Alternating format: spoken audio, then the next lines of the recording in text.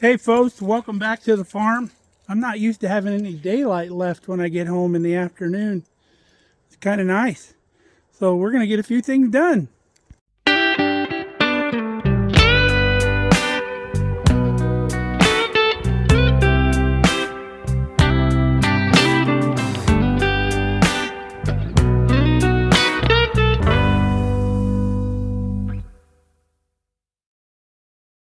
We found this heavy-duty shelving on Marketplace, and I immediately knew we could have a use for it, and it was really cheap. Probably an eighth of the price it would be brand new. So let's go over what we're going to do with these.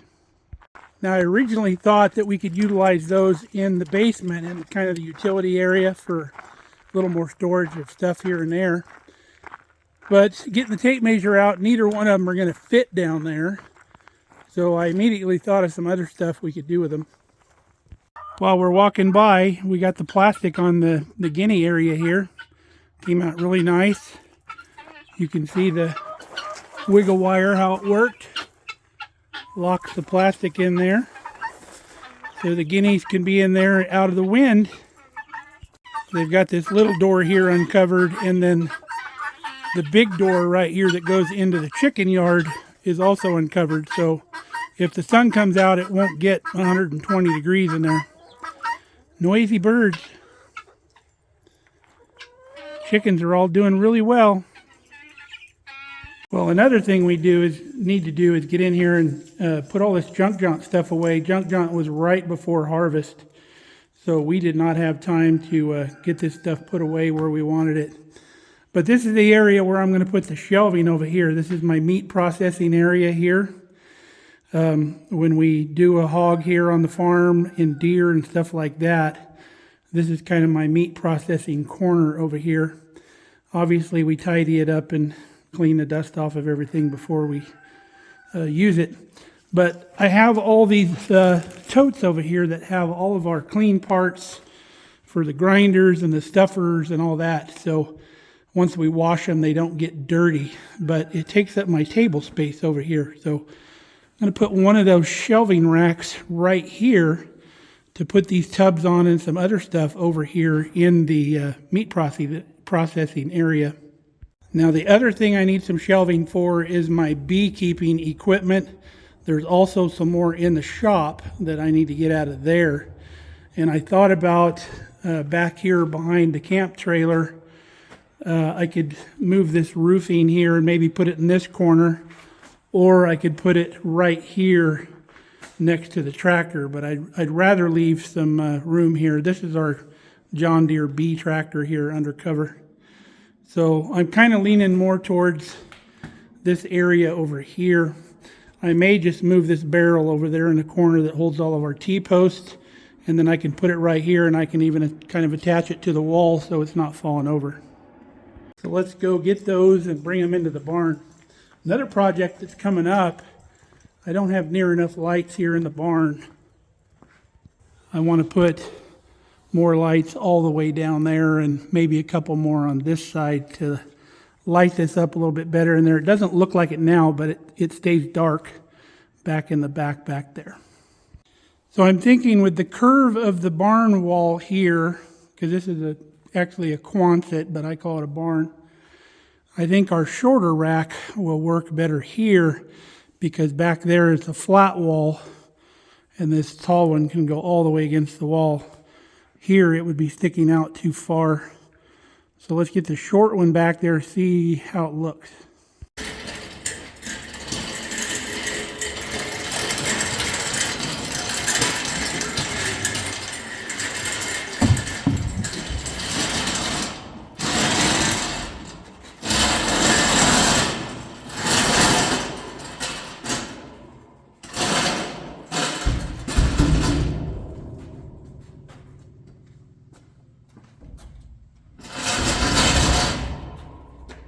Okay, I think it's going to go good right there.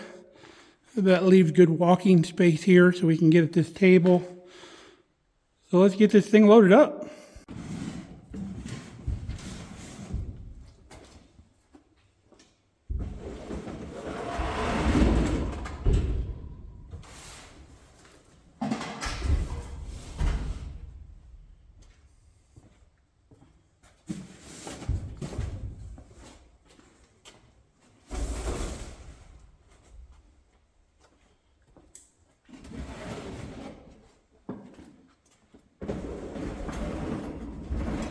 Okay, that's going to work out nice. We're able to put our little stainless steel tray over here. We store meat on that. After we cut into primals, we put all our primals over here. And then we have our roll around stainless steel cart there. We got our shelving unit with all of our parts for sausage stuffer, meat grinder, got my butchering tools, and then our meat mixer up on top. Got a 20-pound meat mixer, and then we have a 20-pound sausage stuffer and then a 5-pound sausage stuffer. And then our meat bandsaw here. We're going to be getting our hog here the last part of November, so we're going to be using this before you know it.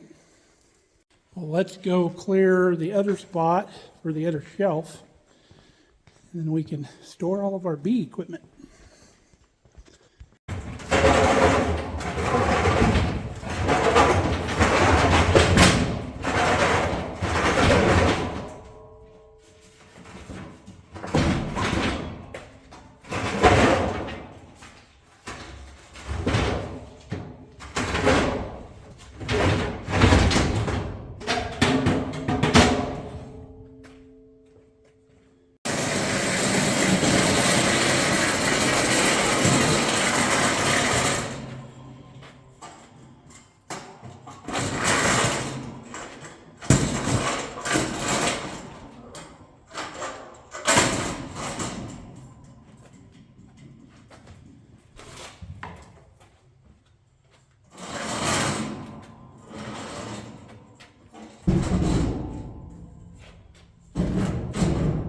All right, that's going to fit there good.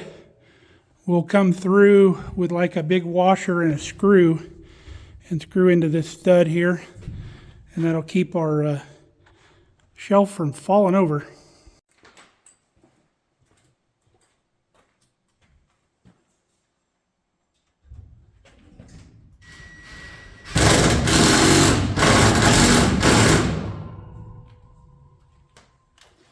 All right, let's get everything loaded on there now.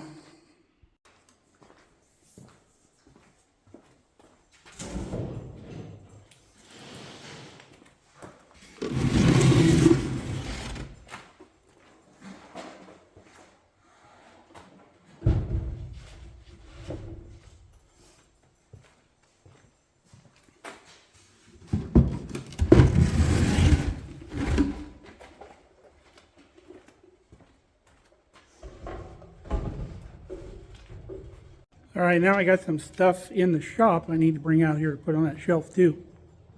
Well, I must have brought all the other stuff out here already because all I found was this little feeder stand. All right, got all our stuff here. Got our queen excluders up on top because they're really light. We have our honey strainer, wax strainer, our extra smoker. Here's our feeder stands. These just take regular mason jars, and these lids just have little holes in them, and the bees eat out of there because the air, the suction on the inside doesn't let the stuff go through those holes. The bees eat it out of those holes. It doesn't just run out. We have another one of these out on the hive that we need to bring in. We have 2 extra hive bodies in case we need to stack another hive body on those hives in the summer when they're booming. And then we have 20 extra frames in here with the black foundation. And then our uncapping tools there if we're going to harvest some honey. And then down here I have all my mobile beekeeping stuff, my jackets in there, my gloves, everything I need to rescue a swarm. We don't get to do that here in Nebraska because I haven't heard of any swarms yet. But all our stuff's in there for like when we're working the bees too, when we're out there. We've got our regular smoker that we use in there, and then all of our tools. This is our hive cover here. It won't be long. This one will be going back out to cover the hives up for the winter. This is all we use, this box right here. It's divided in the middle. It's got 2 holes on the other side, 3/4 inch holes that the bees can get out of if they need to, but it keeps the weather off of the hives, keeps the wind and all that off of them. I'm headed back to the shop, so anything that's going to the shop, I'm going to grab off this table, the Romex, the one of the boxes of N95 masks, all those bolts, that cultivator wheel there, and I think that's just about it. And then when I come close up the barn, I'll take those two items to the garage because that's where we store all of our pots, and that's a shredder deal that we bought. All right, our cultivator wheel goes with these others. I'm going to make Kelly some more flowers out of these. Our impact extensions that we bought go over here with our impact sockets. I had forgot I'd got all these saw blades. There's 4 different ones with different tooth counts for different stuff. This is where I hang all of my sharp blades, and then all my dull blades go there. When I get a good stack of them, I got a guy in town that sharpens them. So our license plate collection is in this box. I'll go through there and put those in numerical order later. If you're new to the channel, I'm collecting a license plate for every county in Nebraska. All of our license plates start with a specific number depending on what county you're from. And there's 90 some counties. All our hardware goes in this box. Remember all the hinges and stuff we got from Junk Jaunt. Dirt cheap. So all my hinges and hardware in one spot. I love these boxes, they're stackable. I've got a bunch of them. All these carriage bolts I'll just leave here. I had a use for them here pretty soon, but I forgot what it is. But when I go to do it, I'll remember. Under the workbench, I have bigger boxes full of stuff for electrical and painting and all kinds of fillers and putties and stuff like that. This is my Romex box. So we'll put all of our Junk Jaunt Romex in there. All right, while we're in the shop, I've got a little project that I got to do for the dogs. Those deer antlers we bought at Junk Jaunt. Deer antlers about the only thing that Ruby doesn't immediately destroy. Lasts quite some time. I gave her this deer antler a long time ago, and that's all that's left out of a pretty decent sized deer antler. This was probably 10 inches long with the forks, but you can see the forks are gone. I don't know if she eats the stuff or what. But we got these deer antlers at Junk Jaunt also. I thought I had 2 sets of them. I'm going to have to go back and look at the video. Maybe the dogs carried one out of the barn, but I haven't seen it in the yard. But the short pieces here on the bottom, I use these for knife handles. So we'll cut these off of the skull portion here, and then I'll figure out how much I need for my handle, and then we'll cut it right here, and then the dogs can have this upper part.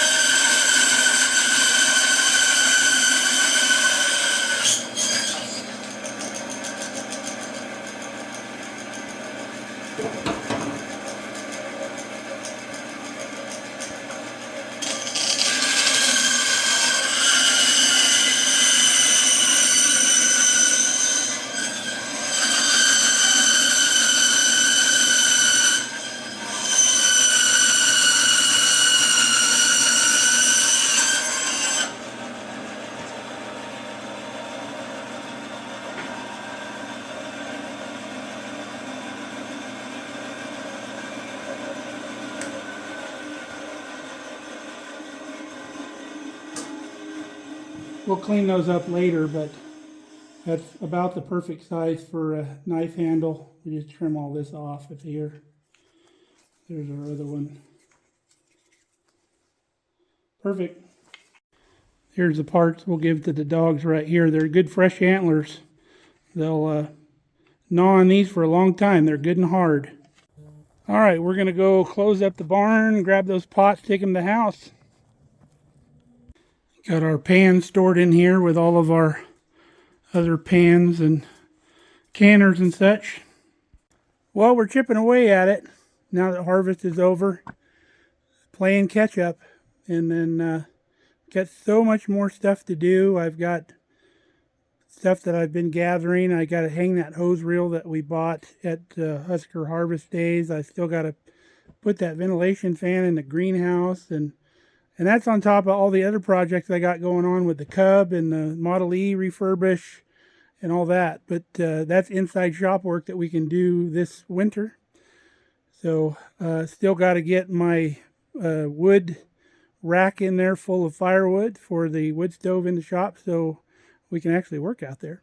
But so much stuff to do. But now we have time to do it. So time to go make supper. I'm actually going to make a dish that I'm going to video for you because it's fantastic. So until next time, stay safe, stay healthy. We love you guys.